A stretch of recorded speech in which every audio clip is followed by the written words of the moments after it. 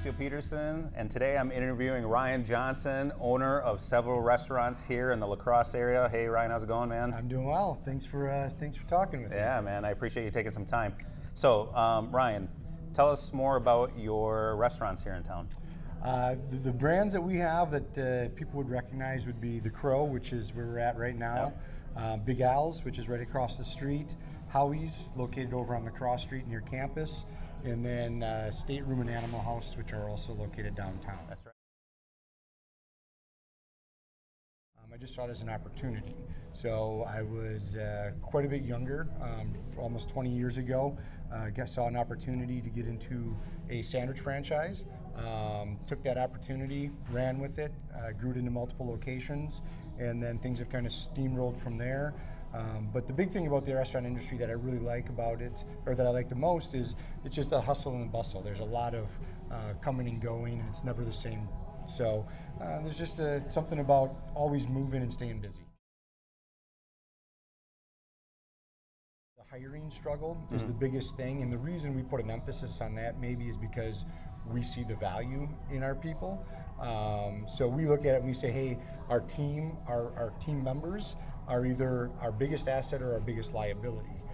So hiring the right people, coaching, teaching, training correctly, making sure that we live a philosophy is probably one of the biggest challenges.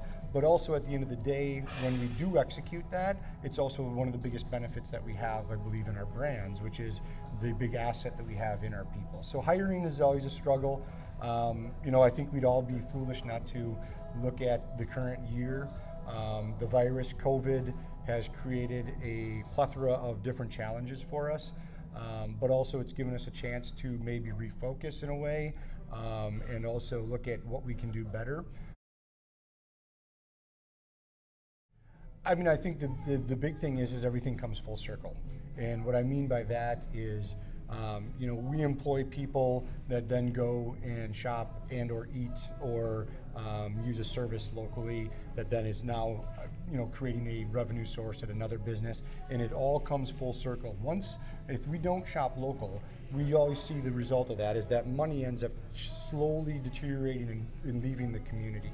So anytime we can shop local, anytime that we can keep dollars and cents into the pockets of our neighbors, it only makes sense because, again, they're the ones that come and provide for us, and then we hopefully provide back to them.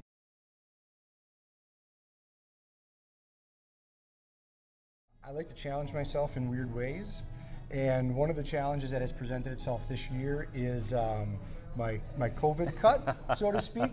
And basically, long story short, is when we first went into quarantine, which seems like forever ago now, I missed my first haircut because everything was shut down. So I challenged myself not to cut my hair till next year. So I'm an odd character in a variety of ways, and one of them is I just challenge myself with weird challenges.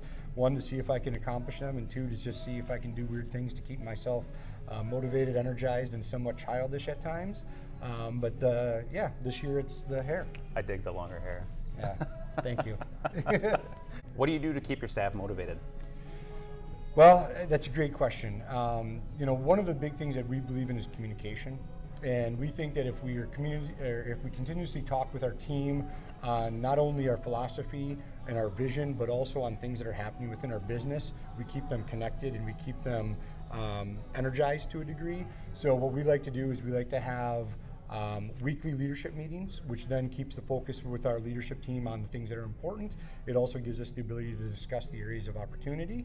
And I think that really keeps the staff motivated in an industry like this. And then also just to make sure that our team members, whether that's the newest team member to a high seniority team member, are involved in those conversations. They know what we're talking about on a weekly basis. We're teaching, coaching, training through those meetings down through our staff and our team members to keep them motivated and understand that we're here for much bigger purpose than to deliver a beverage or a burger. We really want to deliver a great experience and make sure that guests come back for more than just food or beverage. Great. Woo. Well, I won't make too long of a list because I'll end up leaving people off, and I hate to do that. Right. There's a lot of great restaurants in this town, a lot of great ones, and a lot of great people that put their heart and soul into executing those brands. Got a great neighbor in Digger Sting.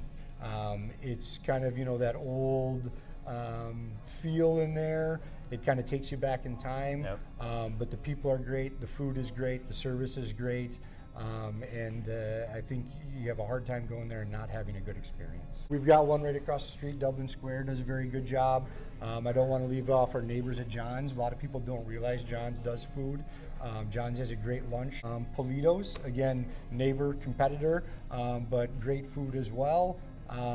Sula's, just up the street. There's a variety of them. If you are a local business owner and you want to be interviewed and spotlighted in our Park Bench interviews, feel free to reach out to me. You can find all information on Ryan's restaurants and establishments here in town on the Park Bench website and tagged on Facebook as well. So I appreciate you guys watching, and Ryan, thanks again for your time, man. Thank you, I appreciate it. All right.